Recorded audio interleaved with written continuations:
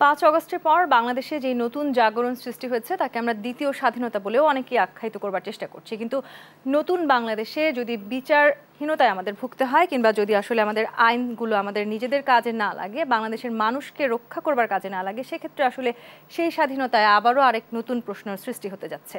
সেক্ষেত্রে বাংলাদেশের আইন এবং বিচার নিয়ে আমরা আসলে কতখানি সচেষ্ট আছি কিংবা কতখানি আসলে আমরা বাংলাদেশের আইন এবং বিচার বিভাগকে শক্তিশালী করতে পারছি, সেটি এখন আমাদের অনেকভাবেই ভাবতে হচ্ছে। রাষ্ট্র মেরামত, আইন ও বিচার, এই বিষয়গুলো নিয়ে আজকে আলোচনা করতে চাই। দেশ সন্ধ্যার আজকের আলোচনায় আপনাদের সবাইকে স্বাগত জানাচ্ছি। আমি তাসনুভা তন্নি। দর্শক, আজকের আলোচনায় আমার সাথে দুজন বিশেষ অতিথি আছেন। আমাদের সাথে আছেন মুজাহিদুল ইসলাম শাহীন, সহকারী attorney general, Bangladesh supreme court, এবং আছেন এম আব্দুল্লাহ, সিনিয়র সাংবাদিক ও সাবেক সভাপতি, বাংলাদেশ ফেডারেল সাংবাদিক ইউনিয়ন। আপনাদের দুজনকে স্বাগত জানাচ্ছি আজকের আলোচনায়। মুজাহিদুল ইসলাম শাহীন, আপনাকে নিয়ে শুরু করতে চাই। এই যে আসলে আমরা বলছি আমরা রাষ্ট্র মেরামত করতে চাইছি এবং 5 অগস্টের পরে আসলে আমরা নতুন বাংলাদেশ পেয়েছি, সেই কথা আমরা বলছি। এর আগের আসলে বিগত 15-16 বছরে আমরা যেই ধরনের বিচারহীনতায় ভুগেছি কিংবা আইন শৃঙ্খলা রক্ষাকারী বাহিনীর প্রতি বাংলাদেশের মানুষের যেই ধরনের আসলে এক ধরনের আস্থাহীনতা তৈরি হয়েছে, সেখান থেকে আমাদের বেরিয়ে আসা কতখানি জরুরি? জি, সবাইকে আপনার মাধ্যমে সবাইকে ধন্যবাদ। আসলে বাংলাদেশের যে বিচারহীনতা চলেছে সর্বত্র, আপনি যে মামলা করতে যাবেন সেখানেও মামলা করতে পারছেন না, বিভিন্ন বাধা আসে। মামলা করার পরবর্তীতে যখন একটা মামলার চার্জশিট হওয়ার পরেও সেখান থেকে মূল যে পারপিট্রেটর থাকে, কালপ্রিট থাকে, এদের নাম বাদ দেওয়া হয়েছে। এর পরবর্তী যখন বিচার হয়, বিচারে গিয়েও দেখা যাচ্ছে আসলে যদি সরকার সমর্থিত হতো তখন তার নাম বাদ দিয়ে দেওয়া হতো অথবা তাকে খালাস করে দেওয়া হতো। সেই বিচারহীনতার সংস্কৃতি থেকে বর্তমান সরকার ক্ষমতা নেওয়ার পরে বর্তমান অন্তর্বর্তী সরকার খুবই একটি যুগোপযোগী ধারা এখানে চলে আসছে। সেটা হলো আমাদের বর্তমান প্রধান বিচারপতি। তিনি বাংলাদেশের সবচেয়ে, আমার মনে হয় এ পর্যন্ত যারা হয়েছেন প্রধান বিচারপতি তাদের মধ্যে তিনি বেস্ট বলা যাবে। তার যে শিক্ষাগত যোগ্যতা, তিনি অক্সফোর্ড থেকে পড়ে আসছেন এবং আমাদের পাশাপাশি ইন্ডিয়ার যিনি প্রধান বিচারপতি আছেন তিনি অক্সফোর্ড থেকে পড়ে আসছেন। এরকম সারা বিশ্বের যে যারা বিচারপতি আছেন, প্রধান বিচারপতি, তাদের থেকে তুলনা করলে আমাদের বর্তমান প্রধান বিচারপতি কোনো অংশেই কম না। এবং তিনি এসে যখন প্রথমেই কোর্টে বক্তব্য দিলেন বিচারহীনতার বিষয়ে, পরবর্তীতে সুপ্রিম কোর্টের অ্যাপিলেট ডিভিশনে পুনর্গঠন হলো, সেখানেও যারা বিচারপতি আসছেন সবাই খুবই এডুকেটেড এবং স্বচ্ছ মনোভাবের অধিকারী। তারা তাদের বক্তব্যে শুরুতেই বলেছেন, প্রত্যেকেই তার শুরুতে বক্তব্যে বলেছেন যে আমরা বাংলাদেশ থেকে দুর্নীতি নির্মূল করতে চাই। বিচারহীনতার যে সংস্কৃতি তৈরি হয়েছে এই সংস্কৃতি আমরা এখানে রাখবো না, এটা থাকবে না। তারা প্রথমে শুরুতেই একজন বিচারপতি নিয়োগ হওয়ার পরে তিনি প্রথমে যে বক্তব্য দেন, তিনি আদালতে প্রথম দিনের বক্তব্য দেন, একটা ওপেনিং স্পিচ থাকে তার। সেই স্পিচের মধ্যে তিনি একদম খোলাসা করে বলেছেন প্রত্যেকেই যে আমরা বিচারহীনতা যে ছিল, যেখানে করাপশন ছিল, যেখানে মানুষ অধিকার পেত না, এগুলোকে আমরা শুরুতেই নো বলে দিচ্ছি।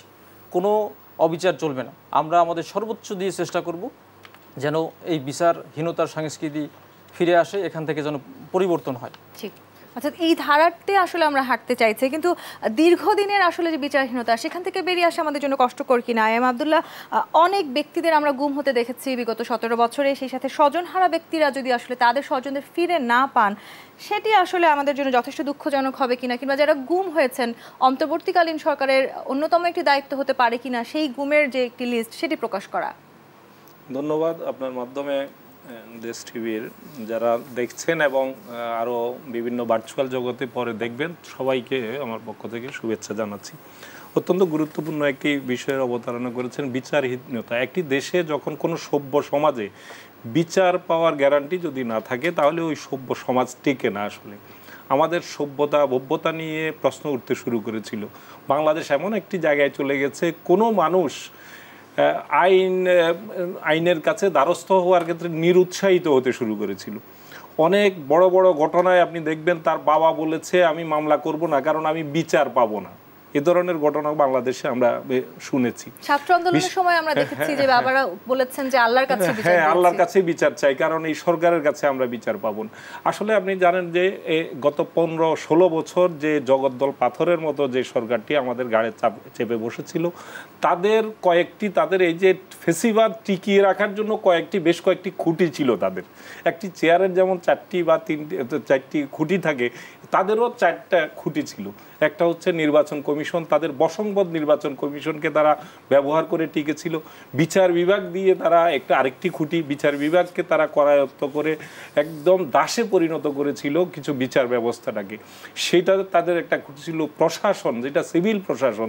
এই সিভিল প্রশাসন কিন্তু তাদের আরেকটি, যে কারণে বিচারকরা তাকিয়ে থাকতেন যে উপর থেকে কি ইশারা আসছে, কি রায় দিতে হবে এবং মামলা গ্রহণ করবে কি করবে না। এটার জন্য আমরা দেখেছি প্রথমবারের মতো 2009 সালে এই যে বিগত আওয়ামী লীগ সরকার ক্ষমতায় আসার আগ পর্যন্ত এই ট্র্যাডিশন ছিল না নিম্ন আদালতে। আপনি লক্ষ্য করবেন, যারা আমরা মাঠঘাটে আমরা সাংবাদিকতা করেছি, আমরা দেখেছি যে আদালতে শুনানি হয়েছে, সেখানে রায় হয়ে গেছে, সিদ্ধান্ত জামিন হবে কি হবে না সেটা সিদ্ধান্ত সঙ্গে সঙ্গে দিয়ে দিয়েছে।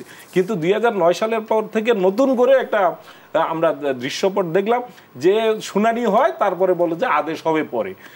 চলে যান বিচারক, চলে যান চেম্বারে, সেখানে তার কাছ থেকে হুকুম আসে, বিশেষ জায়গা থেকে, অদৃশ্য জায়গা থেকে তার নির্দেশনা আসে, তারপরে বিকালবেলা তিনি চেম্বারে বসে জামিন নাকচ হলো কি জামিন হলো এই বিষয়গুলো সিদ্ধান্ত। এটা তো কোনো বিচার ব্যবস্থা হতে পারে না। এটা গ্রাম্য সালিশের ক্ষেত্রেও আমরা যেরকম নানান রকম টাকা পয়সা, নানান লেনদেনে পার্সিয়ালিটি হয়, ঠিক দেশের একটা রাষ্ট্রের বিচার ব্যবস্থাকে সেই জায়গায় নিয়ে গেছে। এবং গত 15 বছরে বাংলাদেশের যত অধপতন, এটার জন্য বিচার বিভাগকে অন্যতম প্রধান দায়ী করা হয়। এই জন্য যদি ত্রয়োদশ সংশোধনী বাতিল করা না হতো, তত্ত্বাবধায়ক ব্যবস্থা বাতিল করা না হতো, বাংলাদেশ এই জায়গায়, বাংলাদেশের নির্বাচনী ব্যবস্থা ধ্বংস করা হয়েছে এই বাতিল আদেশের মধ্য দিয়ে। এটা কে করেছেন?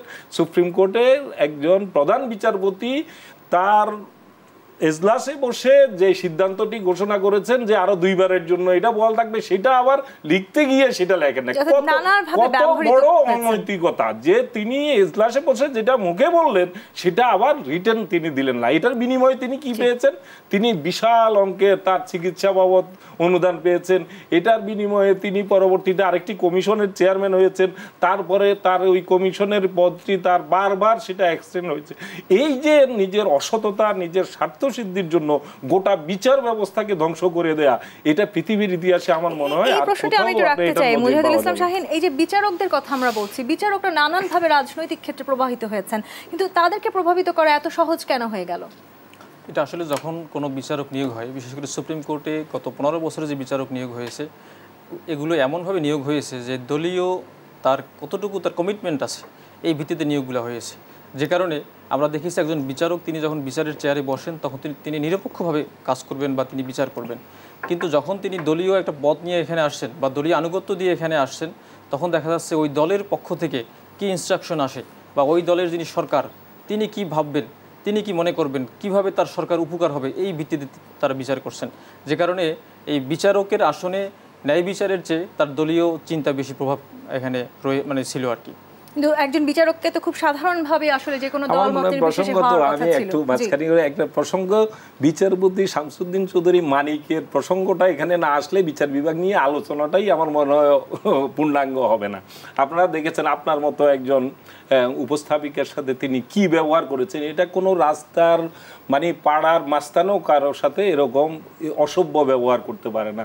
এই যে তার এই বৈশিষ্ট্যের একটা লোক দেশের বিচারাঙ্গনের সর্বোচ্চ আপিল বিভাগ পর্যন্ত ছিল, এটা ভাবতে আপনার কাছে কেমন লাগে? আমার কাছে তো ঘেন্না লাগে যে একটি রাষ্ট্রের সর্বোচ্চ বিচার বিভাগ হচ্ছে যে আপিল বিভাগ, সেই পর্যন্ত চলে গেছে। এবং সেখানে বসে তিনি কি করেছেন? সেখানে বসে লোকজনকে যথেচ্ছভাবে অপমান, অপদস্থ, ইভেন একটা যদিও একটা বিতর্কিত নির্বাচনের মধ্য দিয়ে এবং ভোটারবিহীন নির্বাচনের মধ্য দিয়ে সংসদ গঠিত হয়েছে, কিন্তু সংসদ একটা মর্যাদার, আমাদের মর্যাদা, সেই সংসদের স্পিকারকে পর্যন্ত তিনি চ্যালেঞ্জ করেছেন, তার ক্ষমতা নিয়ে চ্যালেঞ্জ করেছেন। শুধুই আমরা দলীয় বিচারপতিদেরই পেয়েছি এতদিন, এত দীর্ঘদিন ধরে।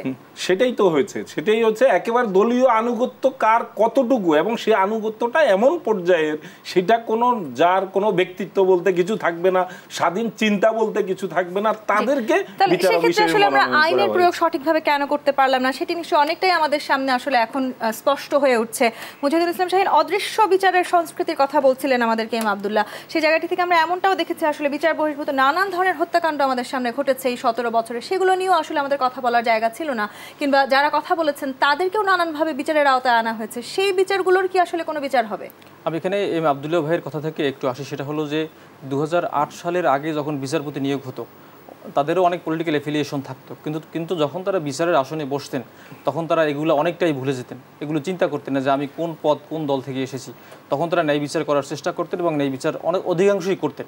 হয়তো দুই একটা উদাহরণ ভিন্ন থাকতে পারে, কিন্তু তাদের ন্যায় বিচারের উদাহরণই অনেক বেশি রয়েছে। আরেকটা বিষয় আপনি যেটা পরবর্তীতে বলেছেন সেটা হলো যে আমরা যে এখন যে নতুন সংস্কৃতির মধ্যে আমরা যে আসলাম, এখানে আসলে বর্তমানে যারা বিচারের সাথে সংশ্লিষ্ট আছেন, মাননীয় প্রধান বিচারপতি, মাননীয় অ্যাটর্নি জেনারেল, এরপর আইন মন্ত্রণালয়, তারা যদি এই বিষয়গুলো বিচারের ন্যায় বিচারের যদি কমিটমেন্ট দিয়ে থাকেন এবং যারা সৎ বিচারপতি, ভালো বিচারপতি, এদেরকে দিয়ে যদি তারা কোর্ট গঠন করেন এবং লোয়ার কোর্টের যারা বিচারপতি রয়েছেন, যারা বিচারক রয়েছেন, এটা খুবই মুখ্য বিষয়। আপনি বাংলাদেশের সুপ্রিম কোর্টে কয়টা মামলা মানে এখানে আসে সারা দেশ থেকে, কিন্তু বেশিরভাগ মানুষই তো লোয়ার কোর্টে যায়। কোনো সমস্যা হলে, কোনো মারামারি হলে, কোনো হামলা হলে, ঘরবাড়ি থেকে বিচ্যুত হলে, গুম খুন হলে তারা কোথায় যায়? তারা ফার্স্ট যায় হলে ম্যাজিস্ট্রেট কোর্টে, সেখান থেকে দায়রা আদালত, সেখান থেকে হাইকোর্টে আসে। এখন ম্যাজিস্ট্রেট কোর্টের ম্যাজিস্ট্রেট যদি সৎ না হন, যদি তার উপরের বিচারক যদি সৎ না হন, তাহলে তো ন্যায় বিচার তো ওখানেই পরাহত হয়ে যায়। জি, আপনি নিজেও তো সহকারী অ্যাটর্নি জেনারেল, আপনার কি মনে হয় আসলে বাংলাদেশের সাধারণ মানুষের এই মুহূর্তে আইনজীবীদের উপর যথেষ্ট আস্থা আছে? বাংলাদেশে আইনজীবীদের উপরে আস্থা আমি মনে করি যদি বিচারাঙ্গন ন্যায় বিচার করা শুরু করে তাহলে অবশ্যই আস্থা ফিরে আসবে। যখনই কোনো আইনজীবী একটা অসৎ হওয়ার চেষ্টা করেছেন, তার মানে তার এই মেকানিজমের সাথে অনেকেই মানে জড়িত। এখানে বিচারক জড়িত থাকতে পারেন, আইনজীবী জড়িত থাকতে পারেন, সাথে আরও অনেক স্টেক হোল্ডার থাকতে পারেন। আমার মনে হয় দেশে যদি ন্যায় বিচারের সংস্কৃতি তৈরি হয় তাহলে এই আইনজীবী সহ অন্যান্য যারা আছেন, যারা অসৎ যদি কেউ হয়ে থাকেন, তিনিও সৎ হয়ে যাবেন। এত দীর্ঘদিনের এই সংস্কৃতি থেকে বেরিয়ে আসা আমাদের জন্য অনেকটাই কঠিন কিনা এম আব্দুল্লাহ? আমরা বিচারকদেরকে দেখেছি তারা আসলে একেবারে দলীয়ভাবে অন্ধভাবে তারা বিচার করেছেন। সেই বিচার কার্য দেখবার পরে নিশ্চয়ই সাধারণ মানুষের সেখানে শ্রদ্ধা কিংবা আসলে আস্থার জায়গাটি অনেকটাই নড়বড়ে হয়ে গেছে। আপনি ঠিকই বলেছেন যে আস্থার জায়গাটা ফেরানোই কিন্তু বর্তমান যে অন্তর্বর্তী সরকারের যে মিশন, সেটা কিন্তু এই আস্থার জায়গা, যে এই সরকার যে সংস্কারের কথা বলছেন, এই সংস্কারের কিন্তু অন্যতম একটা দিক হচ্ছে বিচার ব্যবস্থা। ইতিমধ্যেই তারা সেই পদক্ষেপ নিতে শুরু করেছেন। শাহীন সাহেব বলেছেন যে বর্তমান যে প্রধান বিচারপতি নিয়োগ করা হয়েছে এটা কোনো দলীয় বিবেচনায় তাকে সিলেক্ট করা হয় না। আপনারা দেখবেন যে আপনার ব্যারিস্টার ইশতিয়াক সাহেব বাংলাদেশের অত্যন্ত গর্বের ধন ছিলেন। আমরা যখন মাঠে ঘাটে, আমি প্রথম যখন সাংবাদিকতা শুরু করি তখন তার দ্বারস্থ আমি কোর্টবিটও এক সময় আমি কোর্টে রিপোর্টিংয়ের কাজ করেছি, তখন এই ইশতিয়াক সাহেবরা আমাদের কাছে ছিলেন একটা মহিরু বিচার বিভাগের। আমরা কোনো আইনগত কোনো বিষয়ের প্রয়োজন হলে আমরা তাদের কাছে ছুটে যেতাম এবং তাদের লেভেলের যে আইনজীবীরা ছিলেন, আইন বিশেষজ্ঞরা ছিলেন, সংবিধান বিশেষজ্ঞরা ছিলেন, তাদের দ্বারস্থ হতে আমরা দেখেছি রাষ্ট্রপ্রধানকে, সরকার প্রধানকে তাদের দ্বারস্থ হয়েছেন সংকটে। সেই ইশতিয়াক আহমেদের সন্তান কিন্তু উনি সন্তান বলে নয়, উনি নিজেই সেই যোগ্যতা অর্জন করেছেন এবং তার ব্যাপারে আজ পর্যন্ত তার নিয়োগের পর কেউ বলতে পারে নাই যে তিনি কোনো রকম তার কোনো পলিটিক্যাল নানান দিক থেকে, কিন্তু দুর্ভাগ্যজনকভাবে এরকম একজন যোগ্য লোককে গত 15 বছর যাবৎ 16 বছর যাবৎ তার প্রাপ্য যে প্রমোশন, তার যে প্রাপ্য অবস্থান, সেটা কিন্তু তাকে দেয়া হয় নাই, কিন্তু তাকে সেখান থেকে বঞ্চিত করা হয়েছে। তো আমরা আশা করছি যে আপনি যে কথাটি বলেছেন, হতাশা তো থাকবেই আমাদের, কিন্তু সাথে সাথে আমাদের আশার একটি জায়গা আমরা যদি না থাকে তাহলে হতাশায় ডুবে গেলে চলবে না। আমাদের যে নতুন যে বাংলাদেশ, এই বাংলাদেশে আমরা অনেক সংস্কার, অনেক রাষ্ট্রীয় প্রতিষ্ঠানগুলো, সাংবিধানিক প্রতিষ্ঠানগুলো আমরা যখন মেরামত করতে যাচ্ছি, এই ক্ষেত্রে বিচার বিভাগের মেরামতটা যদি সঠিকভাবে হয় তাহলে অন্য সব কিছু বহুলাংশে কিন্তু সহজ হয়ে যাবে। বিচার বিভাগ নিয়ে যখন আমরা আলোচনা করছি, আমরা রাজনৈতিক প্রভাবের কথা বলছি, সেক্ষেত্রে রাজনৈতিক দলগুলোর আসলে যে প্রভাব আছে বিচার ব্যবস্থায়, সেখান থেকেও তো আমাদের বেরিয়ে আসতে হবে। এবং সেক্ষেত্রে আপনি বলছিলেন যে নতুন সরকার আসলে কাজ করছে, যারা অন্তর্বর্তীকালীন সরকার আছে, আপনি নিজে জানেন আজকে প্রধান উপদেষ্টার সাথে মতবিনিময় বিভিন্ন রাজনৈতিক দল অংশ নিয়েছে, সেটি আসলে কতখানি প্রভাব ফেলবে এই জায়গাগুলোতে আসবে। একটি বিরতির সময় হয়েছে, এদের সন্ধ্যায় বিরতি নিয়ে ফিরছি, সাথেই থাকুন।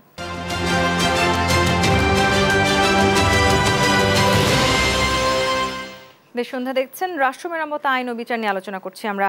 মুজাহিদুল ইসলাম শাহীন, আমরা রাজনৈতিক দলগুলোর আসলে যে প্রভাব রয়েছে আইন এবং বিচারের ক্ষেত্রগুলোতে, সেই জায়গাটি নিয়ে আলোচনা করছিলাম। আপনি যখন আসলে আইন বিভাগ নিয়ে কাজ করেছেন, সেই সময় আপনার উপরে কি কখনো কোনো ধরনের জোর খাটানোর চেষ্টা করা হয়েছে? দেখুন, আমি তো আসলে আইনজীবী, আমার উপরে জোর করার কোনো সুযোগ নেই কারো।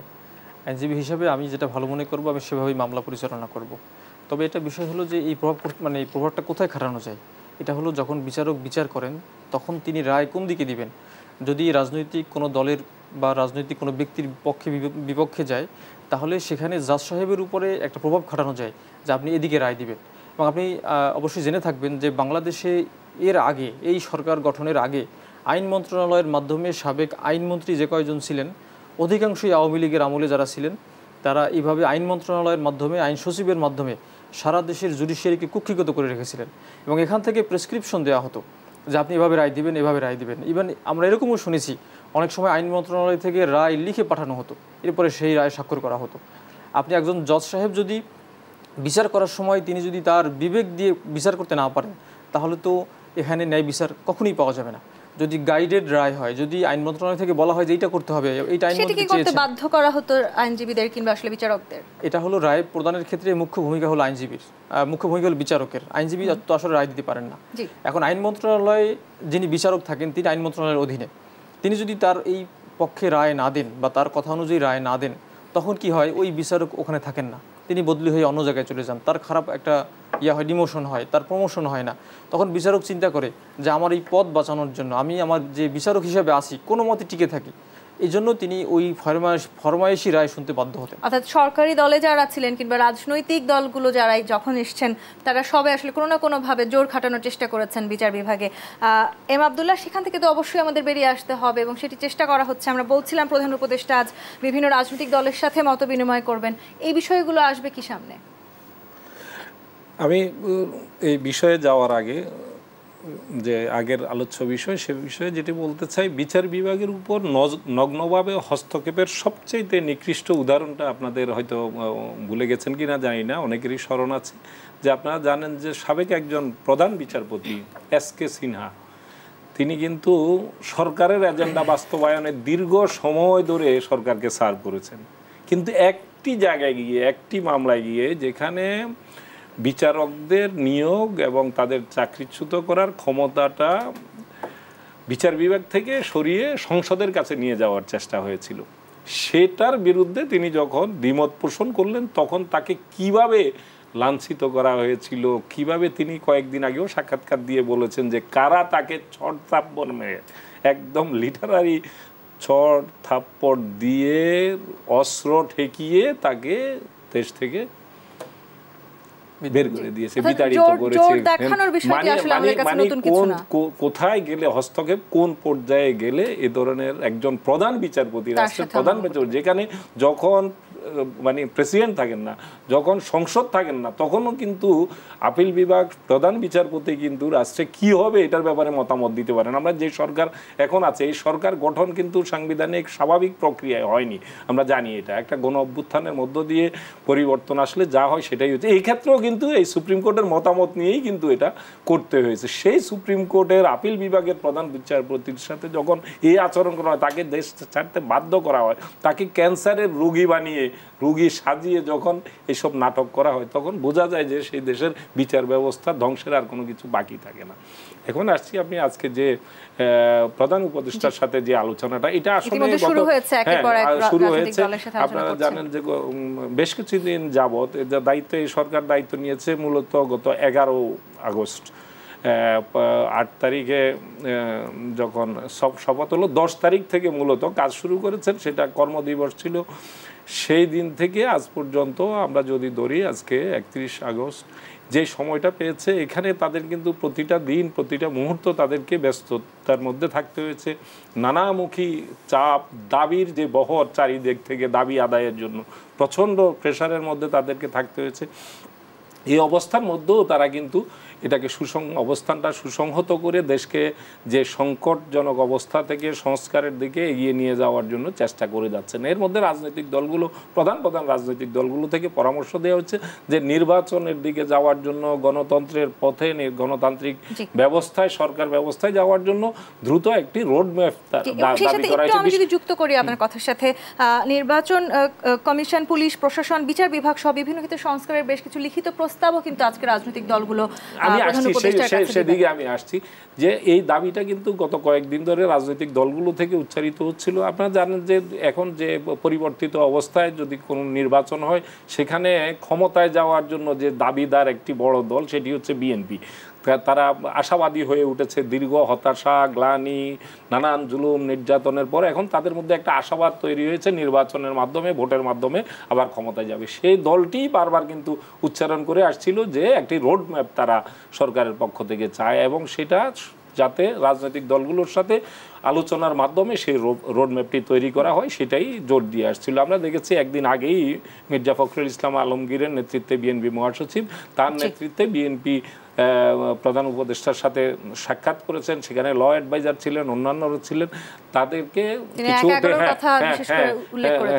তো সেই বিষয়গুলো যখন বিবেচনায় নিয়ে আমরা তারপরই দেখলাম যে এভাবে রাজনৈতিক দলগুলোর সাথে আজকে আলোচনা শুরু হয়েছে। আমি যতটা জানি আজকে এলডিপি, তারপরে 12টি ইসলামী দলের যে জোট, ইসলামিক আন্দোলন, ইভেন জাতীয় পার্টি স্বৈরাচারের দোসর হিসেবে আমরা যে দলটিকে বলি যে জিএম কাদেরের নেতৃত্বে যারা এই স্বৈরাচারকে টিকিয়ে রাখার ক্ষেত্রে বেশ গুরুত্বপূর্ণ অবদান রেখেছে, তাদেরকেও ডেকেছেন। এ নিয়ে বিতর্ক আছে, অনেকে আমরা দেখেছি ভার্চুয়াল জগতে তাদের এ ব্যাপারে প্রতিবাদ জানাচ্ছে যে তাদেরকে, কিন্তু প্রতিবাদ জানালে তো হবে না, তারা তো এখনও স্বীকৃত রাজনৈতিক দল। আমি মনে করি যে তাদের কথাও শোনার, তাদের যেমন স্বৈরাচারের দোসর হিসেবে ভূমিকার জন্য সুনির্দিষ্ট অভিযোগে বিচার যেমন হতে পারে, আবার তাদেরকে এখানে তাদের মতামত নেওয়ার বিষয়টি আমি মনে করি সুচিন্তিতভাবে সিদ্ধান্ত নিয়েছে।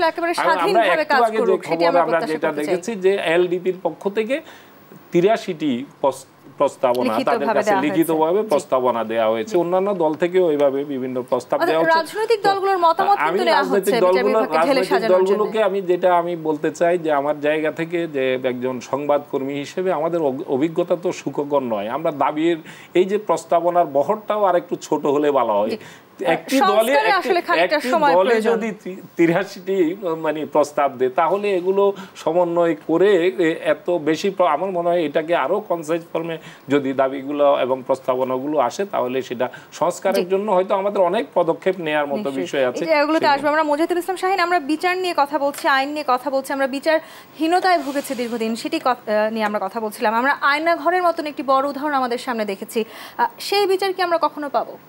অবশ্যই এখানে বিচার পাওয়ার সুযোগ আছে। বাংলাদেশের সুনির্দিষ্ট অনেকগুলো আইন আছে, এই আইনের মধ্যে বিচার করা সম্ভব। বাংলাদেশের দণ্ডবিধি আছে, সেখানে বিচার সম্ভব। এবং সবচেয়ে মজার বিষয় হলো এখানে ইন্টারন্যাশনাল ক্রাইমস ট্রাইব্যুনাল অ্যাক্ট 1973, এই আইনের অধীনে এটাকে ক্রাইমস অ্যাগেনস্ট হিউম্যানিটি, এটার মধ্যে এই সংজ্ঞার মধ্যে এই অ্যাবডাকশন আছে, টর্চার আছে, এই বিচারটা এখানেও করা সম্ভব। এবং আমি একটু জানতে চাই যে আয়নাঘর নিয়ে আসলে যে এক ধরনের আমাদের মাঝে ভীতি কাজ করছে, সেই আয়নাঘরে যার ব্রেন চাইল্ড, তার বিরুদ্ধে আসলে আমরা কোনো সুস্পষ্ট মামলা দায়ের করা সম্ভব কিনা, কিংবা সেখানে কোনো বিচারের সুযোগ আছে কিনা? অবশ্যই এখানে এই আয়নাঘরের সাথে সম্পৃক্ত এভরি পারসন, প্রত্যেকের বিচার সম্ভব। যিনি এখানে হুকুম দিয়েছেন, যিনি এখানে অ্যাবেটর ছিলেন, যিনি আয়নাঘর ইভেন যিনি কাঠ দিয়ে তৈরি করছেন, তাকেও বিচারের এখানে আওতায় নিয়ে আসা সম্ভব। সুতরাং যার ব্রেন চাইল্ড, যিনি সহযোগিতা করেছেন, যিনি গুম করার জন্য তুলে নিয়ে আসছেন, যিনি ওখানে আটকে রেখেছেন, যিনি জিজ্ঞাসাবাদ করেছেন, প্রত্যেক ব্যক্তিকে এই গুমের জন্য, এই আয়নাঘরের জন্য বিচার করা সম্ভব। কিন্তু আইন শৃঙ্খলা বাহিনী আসলে শুধুই একজন রাজনৈতিক নেতৃত্বের কথা অনুযায়ী যখন তখন ইচ্ছা বিচার বহির্ভূতভাবে এই ধরনের কর্মকাণ্ড কি করতে পারেন, সেই সুযোগ কি আছে? যদি কোনো ব্যক্তির প্রফেশনাল কমিটমেন্ট না থাকে, একজন পুলিশ তার একটা জুরিসডিকশন আছে, একজন জাজ তার একটা জুরিসডিকশন আছে, এই লিমিট আছে।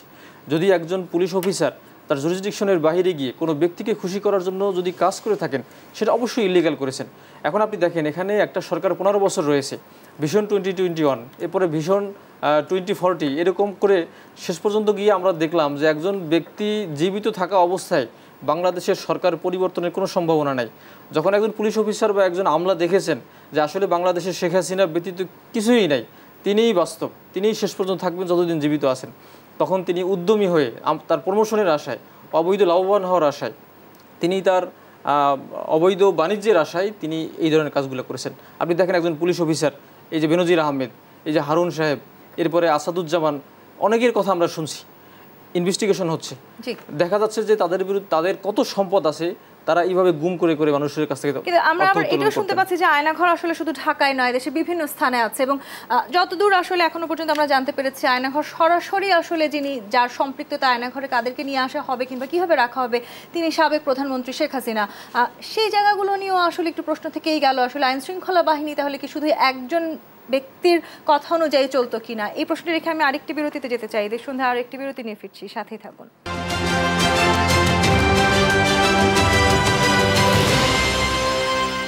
দেশ সন্ধ্যা দেখছেন। আব্দুল্লাহ, তার মানে যেই জায়গাটিতে আমরা ছিলাম যে কোনো একক ব্যক্তি কিংবা যিনি রাষ্ট্রের প্রধান ছিলেন তৎকালীন সময়ে তার নির্দেশেই শুধু আইন শৃঙ্খলা বাহিনী কাজ করতেন, কিংবা শুধুমাত্র তার নির্দেশেই আমরা আয়নাঘরের মতো এই ধরনের নৃশংস নির্মমতার জায়গাটি দেখলাম? আপনি জেনে থাকবেন যে অনেকেই বলতেন যে শেখ হাসিনার ক্ষমতাটা এমন পর্যায়ে শুধু নারীকে পুরুষ বানানো আর পুরুষকে নারী বানানো ছাড়া আর বাকি সবই তার হুকুমে হয়। তাহলে এর দ্বারা এটা যারা অভিজ্ঞ আওয়ামী লীগের নেতারাই বলতেন এটা, কিন্তু এটা বাইরের লোকজন না, আওয়ামী লীগের ভিতরে সরকারের ভিতরে যারা ছিলেন তারাই এটা বলতেন যে সব কিছু। এবং আমাদের সাংবাদিক বন্ধুদের অনেককে আমরা প্রেস কনফারেন্সে দেখেছি যে তারা স্তুতি বাক্য উচ্চারণ করে তারপরে বলতেন যে মাননীয় প্রধানমন্ত্রী, আপনাকেই যদি সব করতে হয় তাহলে অন্যরা কেন আছে। এর দ্বারা কি বোঝা যায় যে সব কিছুর সিদ্ধান্তের মালিক ছিলেন তিনি, যে তিনি যা বলতেন তাই হতো। তাহলে অবশ্যই এই গুমের মতো এই সিদ্ধান্তগুলো, কাকে গুম করা হবে, কাকে গুম করে খুন করে ফেলা হবে, কাকে রেখে দেওয়া হবে বছরের পর বছর, এগুলো সবকিছুর সিদ্ধান্ত যদি আমি ধরে নিলাম যে সবগুলোর ক্ষেত্রে তিনি হয়তো করলেন না, যদি আমি ধরেও নি তর্কের খাতিরে, তাহলেও সুপ্রিম রেসপন্সিবিলিটি বলে একটা কথা আছে। তিনি যেহেতু সরকার প্রধান, এই বাংলাদেশের সাংবিধানিক বাস্তবতায় যেখানে সরকার প্রধানই অল ইন অল, ইভেন রাষ্ট্রপতিও জিরো, তো সুতরাং সুপ্রিম রেসপন্সিবিলিটির যে কথা যদি আমরা বলি, সব কিছুর একদম ছোট থেকে ছোট বিষয় পর্যন্ত দায় দায়িত্ব কিন্তু তার উপরই বর্তায়।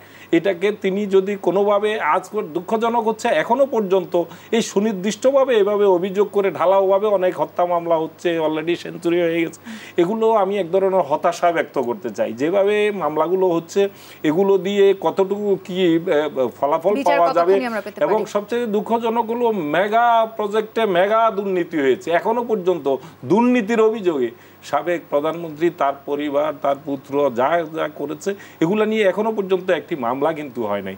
যত দিন যাবে এগুলোর ক্ষেত্রে তাদের শক্তি সঞ্চয় করবে এবং এগুলা এক ধরনের ছাপা পড়ে যাবে। যে আপনি জানেন যে শুধুমাত্র বিদ্যুৎ খাত থেকে, এবং এই বিদ্যুৎ খাতের মন্ত্রী কিন্তু শেখ হাসিনা ছিলেন, জ্বালানি, প্রত্যেকটা সরকারের জ্বালানি এবং খনিজ সম্পদ মন্ত্রণালয় মূল মন্ত্রী থাকেন প্রধানমন্ত্রী, আর একজন প্রতিমন্ত্রী থাকেন এখানে। তো সেই খাতে একদম ইন্ডিমিনিটি দিয়ে যে কোনো দিন প্রশ্ন তোলা যাবে না, আইন করে দিয়েছে যে এই খাতে যা যা লুটপাট করা হবে, যা নির্ধারণ করা হবে, রেন্টাল, কুইক রেন্টালের নামে দেদারসে লুট করা হয়েছে। আপনি জানেন যে আপনার বাসায়, আমি জানি না আপনার বাসার বিলের অবস্থা কি, আমার বাসার যে ফ্ল্যাটটাতে বিল হতো যখন এই সরকার ক্ষমতায় আছে তখন হতো 1400-1200-1400 টাকা। সর্বশেষ যখন এই সরকারের পতন হলো তখন আমার বিল পরিশোধ করতে হয়েছে এক মাসে 5000 টাকার উপরে একটা বাসার বিল। এই যে লুটের টাকা, আপনি আদানির সাথে চুক্তি করেছে সর্বোচ্চ রেটে, আসলে বিচারের প্রয়োজন আছে, লাখ লাখ কোটি টাকা লুটপাট করলো, এগুলো নিয়ে কিন্তু এখনো পর্যন্ত কোনো আপনার কাছে আসি, আমরা আসলে সেঞ্চুরি করে ফেলেছি মামলায়। বিষয় যদি আপনি পরে আসতে পারবেন কিনা জানি না, সর্বশেষ যে উপদেষ্টার সাথে, প্রধান উপদেষ্টার সাথে যে মিটিংটা চলছে সেখানে সর্বশেষ যে রিপোর্টটা হচ্ছে যে ইসলামী আন্দোলনের পক্ষ থেকেও সংবিধান বাতিল করার দাবি তোলা হয়েছে, তুলে তারা 13 দফা প্রস্তাব দিয়েছে যে নতুন করে সংবিধান প্রণয়ন করতে হবে। এবং সংবিধান আপনি জানেন যে সুরঞ্জিত সেনগুপ্তকে দিয়ে এই সংবিধানকে এমনভাবে কাটাছেঁড়া করা হয়েছে যে এটাকে সংশোধন করে যোগ বিয়োগ করে এটা ফ্রেশ করে লেখার, এবং এটা কিন্তু বিশেষজ্ঞদের পক্ষ থেকে আরেকটি প্রস্তাব আমরা দেখেছি যে নানানভাবে আসলে মেরামতের চেষ্টা করা হচ্ছে। মুজাহিদুল ইসলাম শাহীন, এই যে আসলে আমরা বলছি একেবারেই এক ব্যক্তি কুক্ষিগত করে রেখেছিলেন পুরো বাংলাদেশের বিচার ব্যবস্থা, কিংবা খোদ আইন শৃঙ্খলা রক্ষাকারী বাহিনী যারা আছেন, রাষ্ট্রীয় গোয়েন্দা সংস্থাগুলো সবাই আসলে একজনের নির্দেশে কাজ করেছেন। তার মানে কি আসলে এককেন্দ্রিক হয়েছিলাম আমরা, সেখান থেকে এখন যখন যদি আমরা রাষ্ট্রীয় বিচার ব্যবস্থাগুলোকে আলাদাভাবে তাদের মতন করে কাজ করতে দিতে চাই, সেই স্বাধীনতা আমরা নিশ্চিত করতে পারবো এখন? দেখুন, এখানে মূল বিষয়টা হলো যিনি এখানে দায়িত্বে থাকেন তিনি বুঝেন যে কোনটা পছন্দ করবেন প্রধানমন্ত্রী শেখ হাসিনা, তিনি সেইভাবে কাজ করতেন। যখন কোনো গুরুত্বপূর্ণ ডিসিশনের বিষয় আসতো হয়তো সেটা ওখান থেকেই আসতো। এখন এখানে বলা যায় যে এই ডিবি হারুন অথবা এই যে আপনার জিয়া সাহেব, ব্রিগেডিয়ার জিয়া সাহেব, তিনি যে গুম ঘরের নায়ক তাকে বলা হয়, তারা যে কাজ করেছেন, এখন তারা ব্যক্তিগতভাবেও যদি কোনো কাজ করে থাকেন সেই কাজের দায় প্রধানমন্ত্রী শেখ হাসিনার কাছে যাবেন কিনা, এটা আইনের সুনির্দিষ্ট একটা বিধান আছে, সেটা হলো সুপিরিয়র কমান্ড রেসপন্সিবিলিটি। এই সুপিরিয়র কমান্ড রেসপন্সিবিলিটির আওতায় এই যারা প্রত্যেক ব্যক্তি স্টেক হোল্ডার যারা আছেন, যারা পুলিশে আছেন, আর্মিতে ছিলেন, যারা গোয়েন্দা বাহিনীতে ছিলেন, যারা প্রধানমন্ত্রী শেখ হাসিনার পক্ষে গিয়ে গুম খুনের এই রাজত্ব কায়েম করেছেন, এই প্রত্যেকের দায় ইন্ডিভিজুয়াল এবং হলো সুপিরিয়র কমান্ড রেসপন্সিবিলিটির অধীনে তার। অর্থাৎ যাদেরকে আসলে আমরা এই মুহূর্তে বিচার ব্যবস্থার আওতাধীন করতে চাইছি তাদের সবাইকে আসলে শুধুমাত্র হত্যা মামলা দিয়ে তো আসলে আমরা শেষ করতে পারবো না। তারা যেই ধরনের অন্যায় করেছেন সেই সমস্ত অন্যায়ের আসলে আমরা বিচার দেখতে পারবো কিনা, যদি ছোট করে একটু উত্তর দেন। জি অবশ্যই। এখানে হলো প্রত্যেকটা ভিন্ন ভিন্ন অফেন্স আছে। একটা অফেন্স হতে পারে অ্যাবডাকশন বা অপহরণ, গুম করা, আর একটা অফেন্স হলো মার্ডার। এখন যিনি যেভাবে ভিকটিম হয়েছেন তিনি সেই মামলা করবেন, সেই ভিন্ন ভিন্ন মামলায় ভিন্ন ভিন্ন বিচার হবে। একই ব্যক্তির 10টা, 100টা, 200, 300 মামলায় বিচার হতে পারে যদি তিনি প্রত্যেকটা মামলার বা প্রত্যেকটা অফেন্সের ক্ষেত্রে তিনি জড়িত থাকেন, যদি এটা হওয়া সম্ভব। মুজাহিদুল ইসলাম শাহীন, ধন্যবাদ আপনাকে। এম আব্দুল্লাহ, আপনাকে অসংখ্য ধন্যবাদ আজকে আমাদেরকে সময় দেওয়ার জন্য। দর্শক, আগামী দেশ সন্ধ্যা দেখবার আমন্ত্রণ রইল। ধন্যবাদ এতক্ষণ সাথে থাকার জন্য।